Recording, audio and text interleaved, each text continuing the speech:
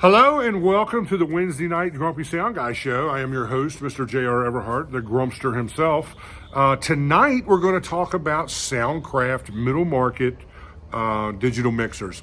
I had somebody hit me up not long ago in one of the comments asking me my opinion of the UI and SI level Soundcraft mixers. So we're going to have a discussion about that tonight. I'm going to tell you all the things that I love about those mixers, all the things I hate about those mixers, and whether or not it's worth your time to even buy the thing, you know. So stick around. You do not want to miss a second of tonight's show.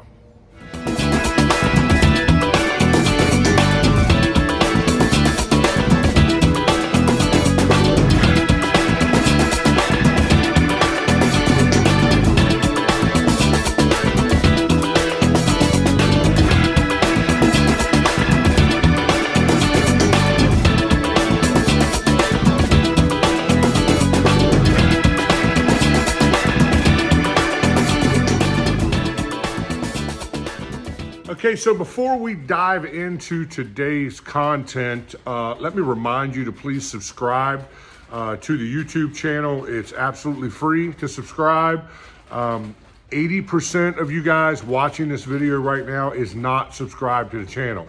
If you enjoy this content and you enjoy my perspective on the music business and my kind of like street smarts, down to earth, budget conscious kind of mindset on reviewing gear and trying to teach you guys how to make maximum amount of money with minimum amount of gear, man, hit that subscribe button. You know, like I said, it's absolutely free. It doesn't cost anything.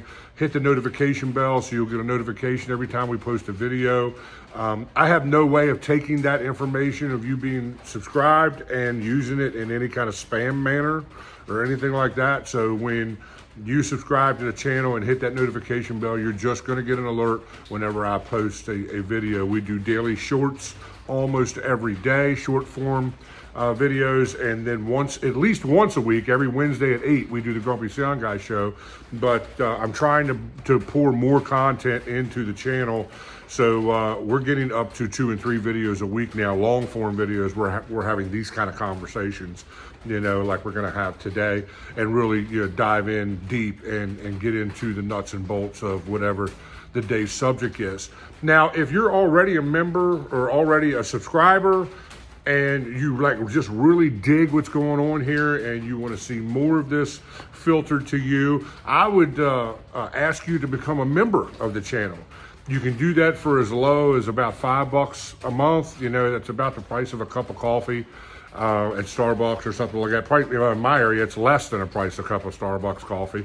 And it gives you inside access to member-only videos that will never be made public. At least that's kind of the way I'm structuring it. So if you're not a member, you're not going to see that content anyplace else but on the member side of the YouTube channel. There's a couple different packages there that give you a couple different quirks and things like that. We're planning right now, in the planning process of putting together some live chats where we're going to get on there and just kind of talk back and forth to each other. Members always get my attention, even if we're over on my Facebook profile, the J.R. Everhart Facebook profile, and you send me a private message. If I know you're one of my members, I typically answer your questions. I'll even come over and do a video for your question on the member side specifically for you, which is pretty much the way I've been handling that. And I think that's been working really well. So yeah, I mean, get on the train, man. Be in the inner circle. Sit at the cool kids table in the cafeteria of Grumpy Sound Guy followers and become a member of the channel. Also, one last thing, and then we're going to dive into the conversation. Please jump over to the clpaudio.com website. Check that out. There's a merch store there that you can buy all kinds of goofy, cool, Grumpy Sound Guy swag and merch that I have created and put up on there. Or maybe you want to support my company and fly the CLP Audio and Staging colors as your next gig. Man, that's the place to do it. I barely make a nickel off of any of that merch that's happening over there on that site. We're actually in the process of revamping the website and stuff like that. But get over there, clpaudio.com, clpaudio.com, and check out all the things that are going on over there. Let's get back to the conversation.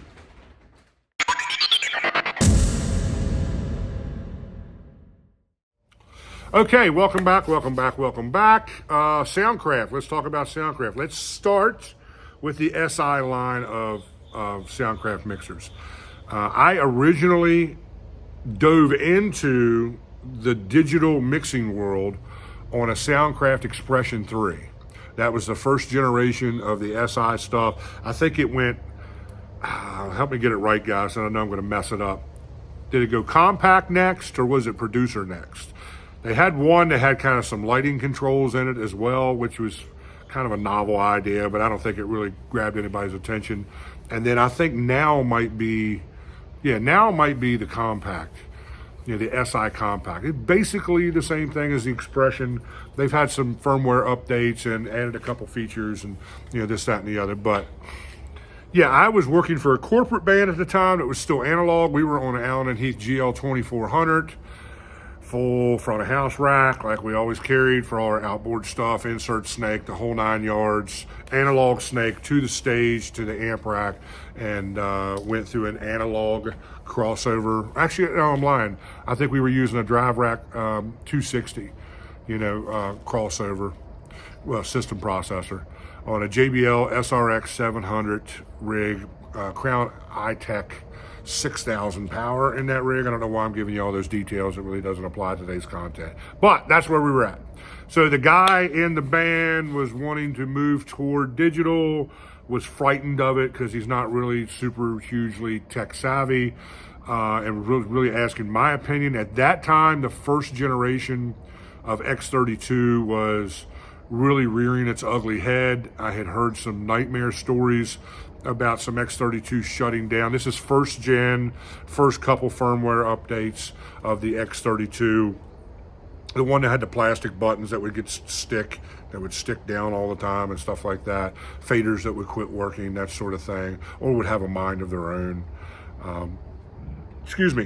So everybody was talking about the X32, and my band leader was like, what do you think? And I'm like, man, I said, I had just come out of a stint at working at Chuck Levin's Washington Music Center in Pro Audio and seen a bunch of this stuff firsthand. And at the time, man, Behringer was migrating from having Chinese third-party people make all their stuff, which was junk, to acquiring Midas and that whole umbrella of companies, and actually putting some quality control in China and starting to turn out some decent products. So Behringer was still pretty bad taste in most people's mouths in those days, So to make a long story short, instead of going X32, I found a SI Expression 3 that had been on a little jazz trio tour, and they had just gotten back into the area. Console probably didn't have but about 100, 150 shows on it or something, if that much, honestly. Probably less than 100 now that I think about it. Probably had 80 or 100 shows on it. And the price was right. I told my band leader about this. We bought it, and boom, we were off into the digital realm of mixing. So the thing that I really liked about the Expression 3 was that the workflow was kind of analog friendly. The way it's designed, kind of lends itself to an analog kind of feel. The things I didn't like about it was there was no DCAs, although they gave you a bunch of groups, like 16 groups, subgroups you can use. We were using those for in-ear monitor sends at the time. We were running stereo. We were not running aux-fed sub. The guy that ran the band was scared to death of aux-fed. So we didn't do that. And Fader Glow was amazing. And to this day, I think every console on the planet should have Fader Glow. If you don't know what Fader Glow is these LED lights that light up in the spaces where the faders are. So you can tell, especially in a dark environment like in a nightclub, you can tell at a glance what layer you're on. So if you're on one of the subgroup or aux layers, it was yellow. If you were on the home layer, I think it was blue or something like that. And then like some of the dynamic section was red, or like the EQ, when you call up a 31 EQ, it would come up on the faders. So you had a fader for each, band of the EQ. I think that was red. It was just really, really intelligently put together that way. I didn't like the fact that the screen was just basically for navigating the controls and stuff inside the console, settings and parameters that way. The screen, it was a touch screen, but it had no use per se, like we're used to seeing on like an M32 or any of the modern consoles that are out now, where the screen actually shows you the EQ or it shows you the compressor, and blah, blah, blah, all that kind of stuff. It really wasn't set up that way, I wasn't super crazy about that. But I mean, I came from analog world, so I was used to mixing with my ears and not my eyes. So it didn't bother me any, it didn't, I went through all the usual growing pains everybody goes through with, doing sound check and then erasing a scene. Because I think everybody's done that at some point or another. Yeah. But nevertheless, that's all part of the process. I have nothing really bad to say about it. I think the reverb, the cool thing about Soundcraft is they're owned by Harman. Harman is the mother group of Soundcraft, JBL, DBX, Lexicon, and on and on and on and on. And a whole bunch of other companies that I can't remember right now off the top of my head. But they have a large umbrella of companies that are the companies you want to be working with, you know what I mean? So that's the beautiful thing about Soundcraft. Now, the thing that I did not like about the effects in the SI was the delay would never behave, like the multi-tap. Like you had a tap for it, you would set it, and then it would just keep going in tempo and raising up in tempo. It was like if you were going to really use the delay, the long delay specifically, the way you wanted to, you had to really stay on top of the tap right before you were going to use it, because it would just run off into someplace else. It would never stay where I wanted it to be, and the UI has an issue with that as well. The UI has an issue with the long delay doing what you want it to do. I could never seem to get it to slow down and beat match with the song, even though I'm manually tapping it in. And that's a big deal. That's a real deal breaker kind of sort of thing for me, because I like to use both a short delay, a quick delay, and then a long delay, to kind of move things around underneath of the reverb. Now the reverbs on both the SI and the UI are freaking amazing. They are Lexicon reverbs, and they sound like everything you have come to know and love about Lexicon. And Lexicon is the shiznit. It's got some of my favorite reverbs, of all time. Even up there with the SPX 90 Yamaha that we used in analog world for years and years. Some of the TC Electronics outboard stuff that was all the rave in the 90s. Like the M1. I used to have an M1 and a D2. The M1 was dual engine reverb and like chorus and flange. The D2 was a delay unit. Man, I used to work those things to death in analog world. So the reverbs in the SI and the UI are really, really good. The SI layout is nice because it has 30 faders on the top layer, so you can pretty much just get the whole band on the top layer. 31 and 2 is always playback, so that was on the next layer. I think that console was technically set up to be able to do 64 channels if you went with some stage box action with it. We never did, because we left the console right next to the drums, because the drummer was the leader of the band, and he would mix his ear mixes and stuff and make ear adjustments from the stage. So he was basically mixing monitors, and then I would hook an iPad up to it and would go out front and would be mixing front of house off the iPad. Now that is another point of conversation, is that the iPad app didn't have anywhere in it, at least when I was running it, it didn't have anywhere in it where you could adjust the tap delay. And I thought that was the most ridiculous thing I'd ever seen in my life. I remember an engineer buddy of mine came out to a show when I was working with those guys, and we were talking about the limitations of the SI app. Now this is the SI app, not the mixing station version. Mixing station came along later. Mixing Station kind of fixed some of that stuff. But yeah, originally the OEM, what I call the OEM app, the proprietary app that came from Soundcraft that you can download for free from their website. It gave you all the basic controls that you needed, but you couldn't move that delay around, man, and I absolutely hated that. And I remember giving my buddy the iPad. I'm like, am I just being stupid here and can't find the damn button for the multi-tap?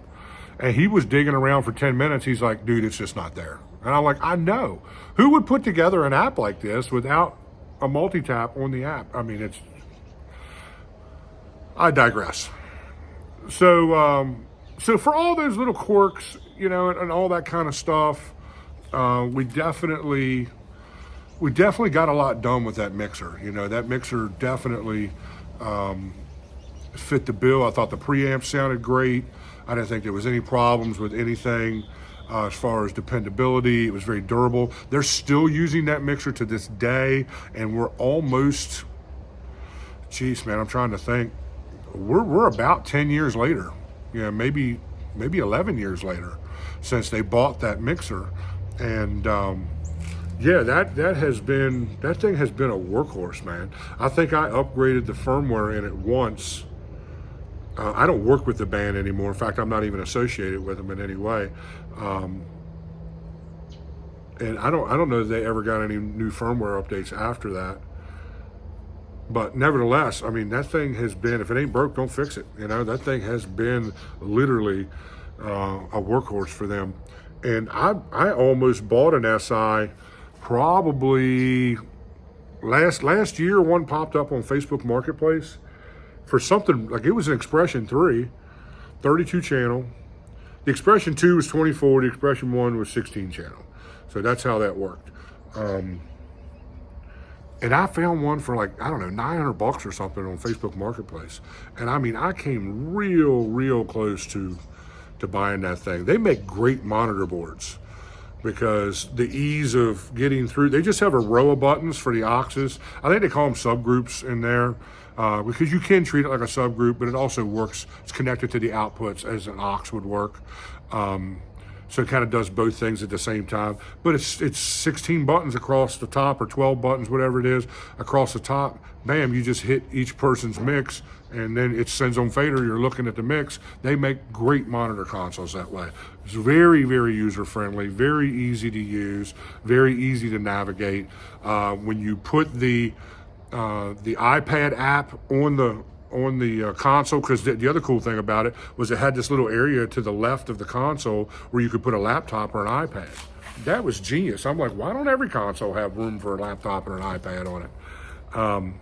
So if you open the iPad app and kind of look at the compression and the EQ and that kind of stuff, basically treat your iPad as the screen that would be built into the mixer, that really opens up that mixer and really pretty much makes it relevant at that stage of the game. So yeah, so that's, if you're an SI user, you already know what I'm talking about because you deal with it every week. If you're looking for a really good bang for your buck console in the pre-owned market, check out those Expression level consoles because they're great. They're built like tanks. All the connectors and everything are really well made. They were not cheap consoles when they were new. They were probably in the neighborhood of like $4,000, $3,500, $4,000, somewhere in that ballpark. I think the one that we got way back in the day used that had come off that jazz tour, I'm trying to think, I think we gave like $2,500 or something, somewhere in that ballpark for it. And that was a great deal, came with a hard shell case. And like I said, we're like 10, 11 years later, they're still using that console every weekend. And that band does 80 to 100 shows a year. So they're pretty busy, for a weekend warrior kind of band. They're an A-rated dance band, so they play a lot of big rooms and a lot of bigger shows and stuff like that. They're pretty high demand kind of band. So that's kind of my take on the SI. I think if you're looking for a work surface that's really user-friendly, man, you can't beat the SI consoles. You just can't. I think they're made as good as the Allen and Heath stuff. Both those companies have huge reputations of dependability and all that sort of stuff. So you're really buying into that when you buy those consoles. As far as the UI is concerned, the UI is a newer mixer. It's a rack mixer. I think it comes in 3 different versions, a 24, a 16, and a 12. But the way they do channel counts, if I can speak the English language here, is a little wonky. So I think the 24 channel only has 20 XLR inputs, which if you're weighing it against an X32 rack, it's kind of a no-brainer because it's about the same price. Well, I mean, the rack is cheaper now because they just slammed the price down. But when the X32 rack was in that $1,500 range, the UI, I think, was in the $1,200 or $1,300 range, if I'm not mistaken. So, yeah.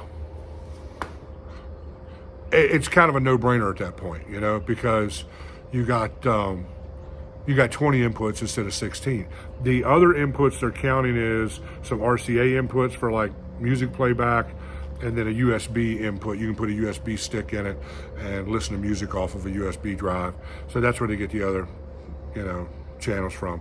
So down to the 16 channel version, I think you got 12 inputs. And then the 12 channel version has like 8 or 10 or something, you know. And I think even on that one, I think on the small one, it has some 1/4 inch inputs, so not all XLR. But what separates the UI from everything else is its interface. So you don't download an app to run a UI console. You log into an onboard browser, and then it comes up. Now it looks like an app, but you're in your Safari browser on your iPad, or you know, Google Chrome, or whatever browser that you use to browse the internet. Excuse me. What you'll do is you'll log into your router. It has an onboard 2.4 gigahertz router, which is useless unless you're on stage, because all your phones and iPads and everything is usually running in 2.4. House Wi-Fi is in 2.4. So I know some guys that use, like some acoustic guys that will use it right at the stage with the thing 3 feet from them, but most guys are using external routers on the UIs. It just kind of, you know, is what it is. Yeah. So with an external router, you just log into the external router, you punch in the address to the mixer, and then boom, it comes up. It gives you a choice between mixing on a phone or mixing on an iPad, because they're 2 different screen layouts. That thing is pretty full featured, man, even on a cell phone. I have mixed full shows. I did an outdoor show at the local VA center for a big benefit they were doing down there for some friends of mine, and mixed it on their UI on my cell phone. And the show went fine. It was great, you know. I prefer an iPad, but we were kind of in it's a long story, but we were in a little bit of a situation that day. Nothing from my end, just I wasn't expected to be there necessarily. And yeah, we wanted to set up their UI. So we just used the phone to do it with. The iPad version of the browser is a lot more detailed with a lot more features, you know, and stuff like that. I love the UI. I have personally owned, let me see, 3, 4, 5 or 6 UIs. I had 3 16 channels at one point that I bought for a festival. I'm sorry, 2 16 channels that I bought for a festival to do acoustic stages. That thing ended up, all the acoustic stages ended up getting rained out that day. I think we did finally get one of the 2 other stages up and going the last day of the event or whatever. But, you know, it is what it is, man. You know what I'm saying? Nevertheless, I've had 3 24s. And man, I'm telling you what, the 24 is a lot of bang for your buck. You know, I never paid more than about $800 or $900 for a UI 24. I bought a lot of B stock from like Pro Audio Star up in Brooklyn. Some customer returns. I bought a couple that were customer returns and got them for a discounted rate. Got them for about $850, $900, and you're into 20 inputs. And the workflow is radically different on the UI. Just the way they do input gain, that layer looks like your channel faders. It highlights kind of in a red tone, so you know that you're on that layer. It has fader glow simulated in the browser of that thing. But you know, once you get used to that stuff, It's not bad. It also has volume knobs on the front of the unit itself, which is the most weirdest, craziest thing in the world I've ever heard. I always just turn them all the way up and then just mix everything out of the, out of the browser, or whatever. Or you can not do that and run more gain out of the browser, but I don't know. I don't really understand why we need two left-right volume knobs on the front of the unit. I don't know what they were thinking with that, but nevertheless, it's not a bad mixer, man. It's not. I mean, for the money, it's a lot of bang for your buck for the money. It honestly is. It just gets it done, guys. It really does. I got a band that I mix 4 or 5 times a year that has been on a UI 24 with a Bose rig. And that rig has just gotten it done, dude. They're probably, I don't know, every bit of 5 or 6 years on that mixer and have not had any problems. Now, the first generation, the first run of those mixers had some issues, but they were real quick about putting updates out and fixing it. So I have not had a UI crash on, I've never had a UI crash on me ever. I have read online that in the early days of UI that they were having some problems with them crashing and some stability issues. But that goes back quite a ways. I haven't heard anybody having any issues with them in the last 5, 6 years, something like that, 7 years, that sort of thing. So they were, Harman usually don't mess around, man. Soundcraft is kind of on it. So, I mean, for the money, it's a lot of bang for your buck, dude. The reverb in it is amazing. I think the reverb in it, in the UI and the SI, I think it's a better reverb than what's in my M32 stuff. But my delays work way, way better in the M32 stuff. There's something about the delays in those middle market Soundcraft desks. I can't make any sense out of it. I don't know why they don't want to work right and why they don't want to do what I want them to do, but I could just never seem to get them. So I pretty much just treat them like a short delay and let it be what it is. But yeah, so that's kind of my thing, guys. That's kind of my thing with the Soundcraft Si series and the UI series mixers. I think they're great mixers. I highly recommend them, especially if you're on a budget. You can get either one of those line of mixers very economically comfortable, in the pre-owned market. Don't be afraid to buy one pre-owned. Just make sure you're getting, the real deal and you're not buying a counterfeit or some kind of Chinese clone, because there's some of that floating around. But yeah, man, good mixers. I wouldn't hesitate to spend my money on it if I needed to go in that direction. Thanks, guys. I'll see you next time.